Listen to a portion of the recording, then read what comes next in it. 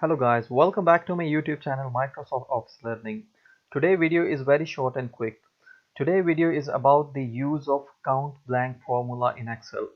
Sometime we need to count the blanks in the given data. We need to count the blanks in the given range, where this formula helps us to find the blanks in the given data. So here I created a very simple data for your ease. I created two columns. One is without any blank cell and second column is with the two blank cells. So let's apply the formula and see how it works. Formula starts with is equal to COUNT. Here on third number you will see a count blank function. If I press tab, so it will select it. Now I need to define the range in which the formula will look for.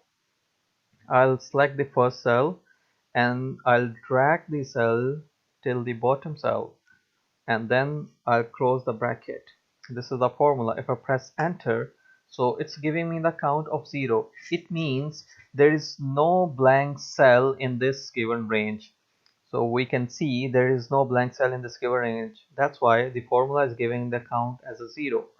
Now if I apply the formula for the next column, what I will do, I'll simply drag this cell from the bottom and it will copy the formula. Now it's giving me the count of 2.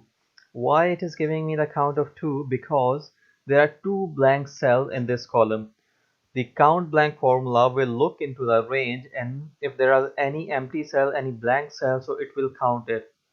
So this is how the formula works. I hope so you really like this video. I wrote the formula for you ease guys. Is equal to count blank start of bracket range and end of bracket. So this is a very short and quick formula.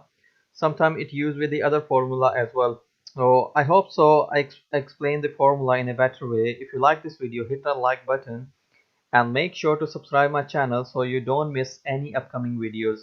I'll see you guys in next video.